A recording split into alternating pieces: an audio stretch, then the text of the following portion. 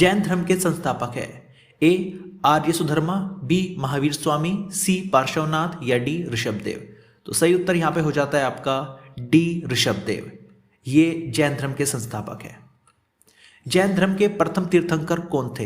ए Parshvanath, B Rishabhdev, सी Mahavir, D Chetak या ई त्रिशाल। तो सही उत्तर यहां पर फिर से आपका हो जाता है बी ऋषभदेव। यही प्रथम तीर्थंकर थे और यही जो जैन धर्म के स्थापक थे। जैन तीर्थंकर पार्श्वनाथ निम्नलिखित स्थानों में से मुख्यतः किससे संबंधित थे? ए वाराणसी, बी कौशाम्बी, सी गिरिब्रज या डी चंपा। तो सही उत्तर आपका यहां पर हो जाता है ए वाराणसी। सूची 1 और सूची 2 यहां पे दी गई है। जो पहली सूची है वो तीर्थंकर को शो कर रही है और जो दूसरी सूची है वो प्रतिमा लक्षण को शो कर रही है। तो अगर हम आदिनाथ जी की बात करें तो आदिनाथ संबंधित है हमारे वृषभ से, मल्लीनाथ संबंधित है जल कलश से, पार्श्वनाथ संबंधित है हमारे सर्प से और जो संभवनाथ संबंधित है हमारे वो अश्व से। फिर से आपको बता दें, आदिनाथ वृषभ, मल्लीनाथ जल कलश, पार्श्वनाथ सर्प और संभवनाथ अश्व। चलते अगले प्रश्न की तरफ। तो यहां पर भी एक तरफ तीर्थंकर दिखाया गया है, दूसरा उनके संज्ञान दिखाया गया है कि अभी मैंने आपको बताया, देखते आपको याद है या नहीं है। तो पार्श्वनाथ किससे संबंधित थे? वे थे सर्प से। पार्श्वनाथ सर्प से संबंधित थे। इसको याद करने की ट्रिक क्या है? पार्श्व वै पे रै की मात्रा आ रही है और यहाँ पे पै, सर्प में पै पे रै की मात्रा आ रही है, तो इससे आप इनको याद कर सकते हैं। आदिनाथ वृषभ, महावीर सिंह और शांतिनाथ हिरण। तो शांतिनाथ हिरण। चलते अगले प्रश्न की ओर। तो निम्नलिखित में से कौन सा एक युग्म सही सुमेलित नहीं है? तो इनमें से जो एक का निर्वाण स्थल है वो गलत है। तो ऋषभनाथ जी का अष्टापद बिल्कुल सही है निर्वाण स्थल। वासुपूज्य का समेध शिखर, नेमिनाथ का उज्जयंत और महावीर जी का पावापुरी। तो जो निर्वाण स्थल गलत है वह है वासुपूज्य जी का, वो है समेध शिखर, वो नहीं है, वो है चंपापुरी। वासुपूज्य जी का जो निर्वाण स्थल है वो चंपापुरी है। ऋषभनाथ जी का अष्टापद, नेमिनाथ जी का उज्जयंत और महावीर जी का पावापुरी। यह आपको याद सारे के सारे होने चाहिए। निम्नलिखित तीर्थंकरों पर विचार कीजिए तथा उनको सही कालक्रमानुसार व्यवस्थित कीजिए। अभिनंदन, विमलनाथ, मुनिसुब्रत नाथ, पद्य प्रभु। तो सही उत्तर जो यहाँ पर है आपका वो है ए। सबसे पहले अभिनंदन जी आए कालानुक्रम के अनुसार, उसके बाद पद्य प्रभु आए, उसके बाद विमलनाथ जी आए और जो अंत में आए वो मुनिसुब्रत नाथ जी आए। तो इस प्रकार ए ऑप्शन बिल्कुल सही है। महावीर स्वामी का जन्म कहाँ हुआ था? ए कुंडग्राम, बी पाटलिपुत्र, सी मगध या डी वैशाली। तो सही उत्तर आपका हो जाता है यहाँ पे कुंडग्राम। महावीर स्वामी जी का जन्म कुंडग्राम में हुआ था। कुंडपुर जन्म स्थान है। क्वेश्चन को थोड़ा घुमा दिया गया है, वो कुंडग्राम था, यहाँ कुंडलपुर कह दिया गया है। ए सम्राट अशोक का, बी गौतम बुद्ध का, सी महावीर स्वामी का या डी चैतन्य महाप्रभु का। तो सही उत्तर यहाँ पे आपका हो जाता है सी महावीर स्वामी का। जैन धर्म के प्रवर्तक महावीर जी का मोक्ष स्थान कहाँ स्थित है? ए मनेर, बी राजगीर, सी पावापुरी, डी जालन फोर्ट या ई उपयुक्त में से कोई नहीं, उपयुक्त में से एक से अधिक। तो जैन धर्म के जो प्रवर्तक महावीर स्वामी जी थे उनका जो मोक्ष स्थान था वह था पावापुरी। तो यहाँ पे सी ऑप्शन बिल्कुल सही है, पावापुरी। महावीर जैन की मृत्यु निम्नलिखित में से किस नगर में हुई? ए राजगीर, बी सांची, सी पावापुरी या डी समस्तीपुर। तो सही उत्तर यहां पर आपका हो जाता है सी पावापुरी। तीर्थंकर शब्द संबंधित है ए बौद्ध, बी ईसाई, सी हिंदू या डी जैन। तो जो तीर्थंकर शब्द संबंधित है वो है जैन धर्म से संबंधित है। तो डी ऑप्शन यहां पे बिल्कुल सही हो जाता है।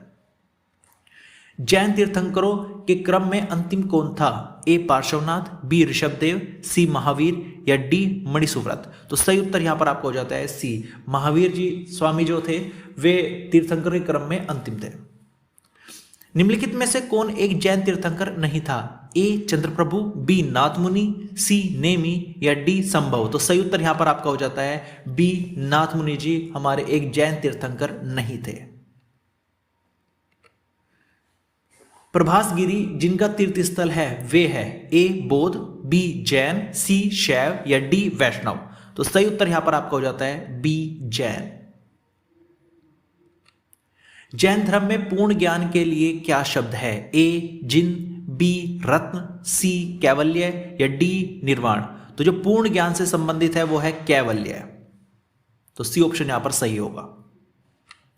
महावीर स्वामी को किस नदी के तट पर ज्ञानोदय प्राप्त हुआ था? ए स्वर्ण सिकता, बी पलाशिनी, सी गंगा या डी रजुपालिका। तो सही उत्तर यहां पर आपका हो जाता है रजुपालिका के तट पर हमारे महावीर स्वामी जी को ज्ञानोदय प्राप्त हुआ था, डी रजुपालिका। त्रिरथ सिद्धांत सम्यक धारण, सम्यक चरित्र, सम्यक ज्ञान जिस धर्म की महिमा है वह है? ए बौद्ध धर्म, बी ईसाई धर्म, सी जैन धर्म या डी इनमें से कोई नहीं। तो यहां पे जो सही उत्तर है वो है सी जैन धर्म। जैन धर्म के जो 3 रत्न हैं वे है सम्यक धारण, सम्यक चरित्र और सम्यक ज्ञान। ये आपको याद होने चाहिए, बहुत ज्यादा इंपॉर्टेंट प्रश्न है। त्रिरत्न या 3 रत्न जैसे सटीक ज्ञान, सच्ची आस्था और सटीक क्रिया निम्न में से किससे संबंधित है? अब देखिए सम्यक ज्ञान को सटीक ज्ञान बोल दिया गया है, लैंग्वेज थोड़ी चेंज कर दी गई है, क्वेश्चन सेम है। ए बौद्ध धर्म, बी हिंदू धर्म, सी जैन धर्म या डी ईसाई धर्म। तो यहाँ पे सही उत्तर आपका हो जाता है सी जैन धर्म। तो एक एक्स्ट्रा फैक्ट आपको हम बता दें, जो जैन धर्म है या जैन दर्शन है में मोक्ष के लिए 3 साधन आवश्यक बताए गए हैं। यह है सम्यक दर्शन, सम्यक ज्ञान और सम्यक चरित्र। इन तीनों को जैन धर्म में त्रिरत्न की संज्ञा दी गई है। बुद्ध, धम्म और संघ बौद्ध धर्म के 3 रत्न माने जाते हैं। तो आपको हम बता दें त्रिरत्न में कंफ्यूज बिल्कुल मत होना।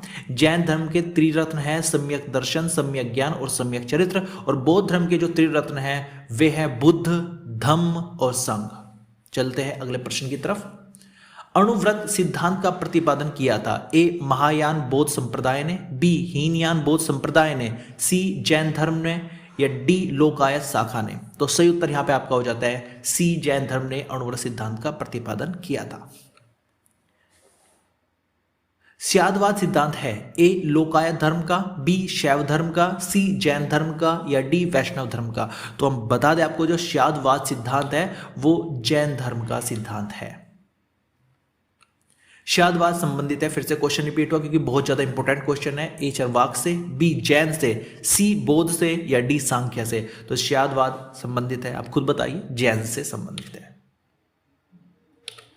निम्नलिखित में से कौन कौन से सिद्धांत जैन धर्म से संबंधित है? नंबर 1 है अनेकांतवाद, बी है सर्वस्तिवाद, नंबर 3 है शून्यवाद और नंबर 4 है स्यादवाद। तो जैन धर्म से कौन कौन से संबंधित है? स्यादवाद आपने अभी पढ़ा, तो चौथा तो है ही है, और इसके साथ साथ पहला भी आपका जैन धर्म से संबंधित है, अनेकांतवाद। तो पहला और चौथा, अनेकांतवाद और जो स्यादवाद है वे दोनों ही जैन धर्म से संबंधित है, अनेकांतवाद और स्यादवाद। तो इसलिए पहला और चौथा सही है, तो ए ऑप्शन बिल्कुल सही होता है, पहला और चौथा। जैन धर्म के अनुसार सृष्टि की रचना एवं पालन पोषण ए सार्वभौमिक विधान से हुआ है, बी सार्वभौमिक सत्य से हुआ है, सी सार्वभौमिक आस्था से हुआ है या डी सार्वभौमिक आत्मा से हुआ है। तो सही उत्तर यहां पर आपका होता है सार्वभौमिक विधान से हुआ है, ऐसा जैन धर्म में माना जाता है। जो सृष्टि की रचना और पालन पोषण हुआ वो सार्वभौमिक विधान से हुआ है। अनेकांतवाद निम्नलिखित में से किसका क्रोध सिद्धांत एवं दर्शन है? तो फिर से क्वेश्चन चेंज हो चुका है, सेम क्वेश्चन है, रिपीट हो रहा है लेकिन थोड़ी अलग अलग सेंस में रिपीट हो रहा है। ये रिपीट इसलिए किए जा रहे हैं ताकि आपको इसी वीडियो के अंतर्गत ये क्वेश्चन लर्न हो जाए, याद हो जाए, ताकि आपको दोबारा किसी बुक को उठाने की आवश्यकता ना पड़े। तो अनेकांतवाद आपको अभी पता है, बौद्ध धर्म, जैन मत, सिख मत या वैष्णव मत। तो सही उत्तर आपका आता है जैन मत। तो बी ऑप्शन बिल्कुल सही है, यहाँ पर जो अनेकांतवाद है वो जैन मत से संबंधित है। निम्नलिखित में से कौन सा धर्म विश्व विनाशकारी प्रलय की अवधारणा में विश्वास नहीं करता?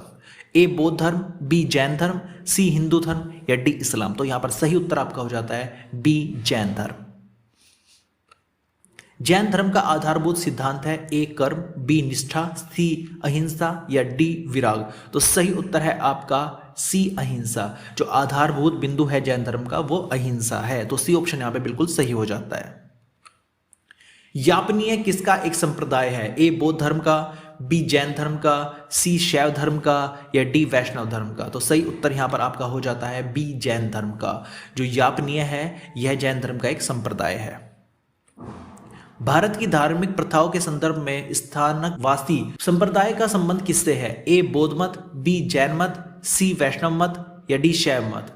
तो यहां पर जो स्थानकवासी संप्रदाय है वो हमारा बी जैन मत से संबंधित है। निम्नलिखित में से कौन सबसे पूर्वकालिक जैन ग्रंथ कहलाता है? ए 12 अंग, बी 12 उपांग, सी 14 पूर्व या डी 14 उपपूर्व। तो सही उत्तर यहाँ पे जैन ग्रंथ जो कहलाता है पूर्वकालिक, सबसे पहला वो कहलाता है 14 पूर्व को हमारा सबसे पूर्वकालिक जैन ग्रंथ कहा जाता है। तो सी ऑप्शन यहाँ पे बिल्कुल सही हो जाता है। प्रारंभिक जैन साहित्य निम्नलिखित में से किस भाषा में लिखे गए? ए अर्धमागधी, बी पाली, सी प्राकृत या डी संस्कृत। तो सही उत्तर यहां पर आपका हो जाता है अर्धमागधी। जी हां दोस्तों, अर्धमागधी भाषा में ही जो प्रारंभिक जैन साहित्य है वे लिखे गए थे। निम्नलिखित में से कौन सा स्थल पार्श्वनाथ से संबद्ध होने के कारण जैन सिद्ध क्षेत्र माना जाता है? ए चंपा, बी पावा, सी सम्मेद शिखर या डी उज्जैन। तो सही उत्तर यहां पे आपका हो जाता है सी सम्मेद शिखर। इसको ही जो पार्श्वनाथ से संबंध होने का कारण जैन सिद्ध क्षेत्र माना जाता है। निम्नलिखित में से कौन सा आरंभिक जैन साहित्य का भाग नहीं है? ए थेरी गाथा, बी आचारंग सूत्र, सी सूत्र कृतांग या डी वृहत कल्प सूत्र। तो सही उत्तर यहां पे आपका हो जाता है ए थेरी गाथा। ये जैन साहित्य का भाग नहीं है और जो बाकी तीनों है आचारंग सूत्र, सूत्र कृतांग या वृहत कल्प सूत्र, ये तीनों के तीनों जैन साहित्य के भाग है। जैन संप्रदाय में प्रथम विभाजन के समय श्वेतांबर संप्रदाय के संस्थापक थे? ए स्थूलभद्र, बी भद्रबाहु, सी कालकाचार्य या डी देवर्धि क्षमा श्रमण। तो सही उत्तर यहां पर आपका हो जाता है स्थूलभद्र। जो जैन संप्रदाय में प्रथम विभाजन के समय में जो श्वेतांबर संप्रदाय के संस्थापक थे वे स्थूलभद्र जी थे। भगवान महावीर का प्रथम शिष्य था? ए जमाली, बी योसुद, सी विपिन या डी प्रभास। तो सही उत्तर यहां पे आपका हो जाता है जमाली। जमाली भगवान महावीर के प्रथम शिष्य थे। महावीर का प्रथम अनुयायी कौन था? ए जमाली, बी यशोदा, सी आणोज्जा या डी त्रिशिला। फिर से वही क्वेश्चन है लेकिन अलग सेंस में रिपीट किया गया है। तो जो महावीर स्वामी के प्रथम अनुयायी क्या है या शिष्य क्या है वे थे ए जमाली। किस जैन सभा में अंतिम रूप से श्वेतांबर आगम का संपादन हुआ? ए वैशाली में, बी वल्लभी में, सी पावा में या डी पाटलिपुत्र में। तो सही उत्तर आपका यहां पर हो जाता है डी पाटलिपुत्र में। जैन साहित्य से संबंधित निम्नलिखित कथनों को पढ़िए तथा सटीक विकल्प को चुनिए। कथन 1 है आपका श्वेतांबर धर्म सूत्र में 12 अंग शामिल है। और जो कथन 2 है आपका वो है श्वेतांबर परंपरा के अनुसार इन अंगों का संकलन वल्लभी में आयोजित एक धर्म सभा में किया गया था। तो आपको हम बता दें जो कथन 1 बिल्कुल सही है कि श्वेतांबर धर्म सूत्र में 12 अंग शामिल है, लेकिन जो श्वेतांबर परंपरा के अनुसार इन अंगों का संकलन वल्लभी में आयोजित धर्म सभा में नहीं किया गया था। तो दूसरा जो कथन है वो बिल्कुल गलत है। पहला कथन 12 अंग शामिल है बिल्कुल सही है, क्योंकि जो श्वेतांबर मत अनुसार प्रथम जैन संगति जो 310 ईसा पूर्व में हुई थी उसमें इन अंगों का संकलन किया गया था और ये प्रथम जैन संगति हमारी पाटलिपुत्र में हुई थी। निम्न कथनों पर विचार कीजिए। वर्धमान महावीर की माता लिच्छवी के मुख्य चेटक की पुत्री थी। नंबर 2 है गौतम बुद्ध की माता कोलिया राजवंश की राजकुमारी थी। और नंबर 3 है 23वें तीर्थंकर पार्श्वनाथ बनारस से थे। तो इन कथन में से कौन से कथन सही है? तो आपको हम बता दें जो पहला है वर्धमान महावीर की माता लिच्छवी के मुख्य चेटक की पुत्री थी, तो ये बिल्कुल गलत है। बाकी दोनों सही है। गौतम बुद्ध की माता कोलिया राजवंश की राजकुमारी थी, बिल्कुल सही है। और 23वें तीर्थंकर पार्श्वनाथ बनारस से थे, ये भी सही है। तो दूसरा और तीसरा सही है, पहला गलत है। तो इसका सही उत्तर है आपका सी, दूसरा तथा तीसरा बिल्कुल सही है। तो लिच्छवी के मुख्य चेटक की पुत्री नहीं थी तो क्या थी? वो बहन थी, बहन। तो इसलिए जो पहला है मुख्य चेटक की बहन थी, तो यहां पर पहला गलत था और दूसरा और तीसरा बिल्कुल सही था। तो सी ऑप्शन यहां पर सही होगा।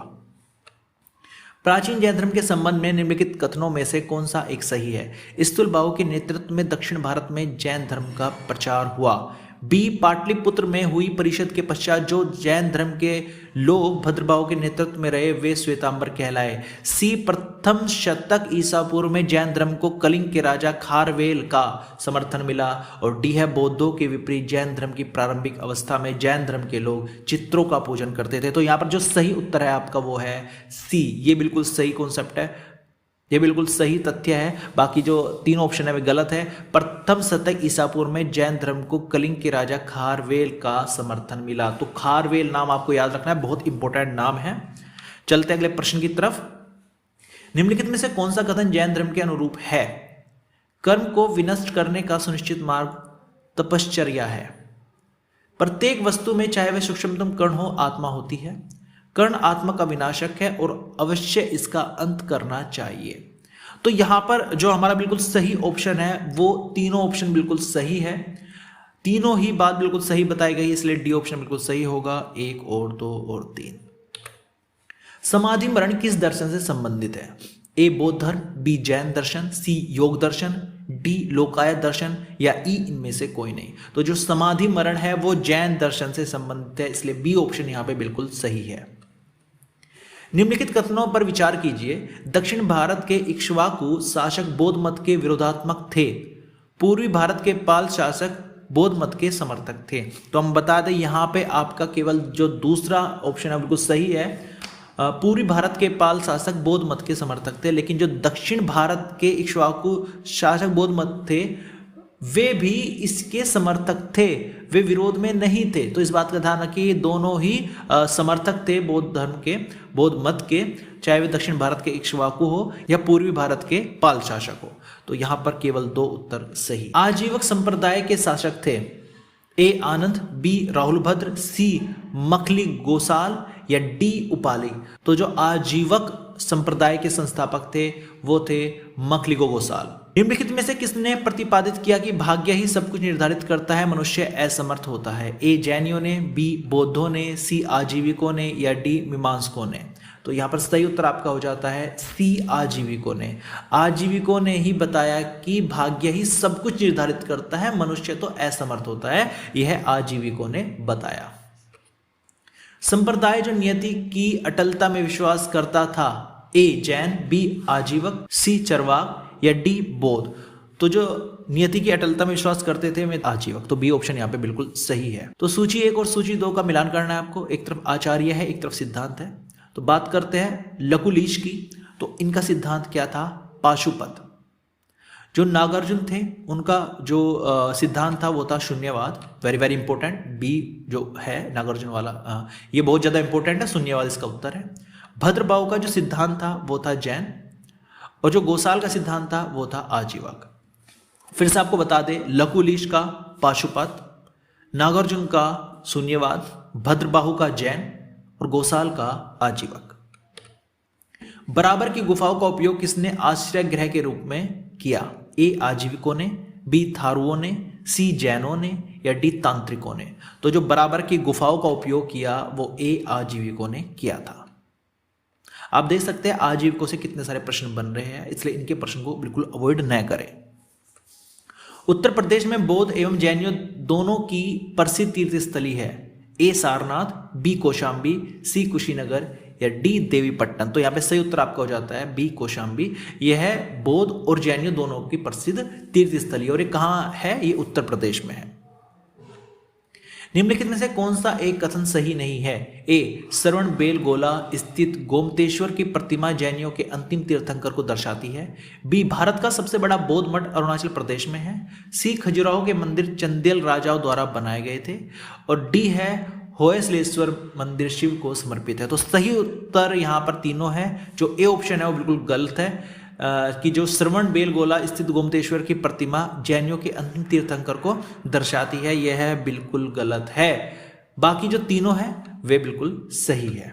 जो श्रवण बेलगोला स्थित हमारा गोमतेश्वर की प्रतिमा है वो बाहुबली प्रथम जैन तीर्थंकर ऋषभदेव के पुत्र को दर्शाती है, न कि जैनियों के अंतिम तीर्थंकर को। श्रवण बेलगोला में गोमतेश्वर की विशाल प्रतिमा किसने स्थापित करवाई थी? सेम क्वेश्चन, सेंस चेंज हो चुकी है। ए चामुंडा राय ने, बी कृष्ण प्रथम ने, सी कुमारपाल ने या डी तेजपाल ने। तो सही उत्तर यहां पर हो जाएगा चामुंड राय ने। चामुंड राय ने ही जो गोमतेश्वर की विशाल प्रतिमा है उसको स्थापित कराया था। महान धार्मिक घटना महामस्तकाभिषेक निम्नलिखित में से किससे संबंधित है और किसके लिए की जाती है? ए बाहुबली, बी बुद्ध, सी महावीर या डी नटराज। तो सही उत्तर यहां पे आपका हो जाता है ए बाहुबली।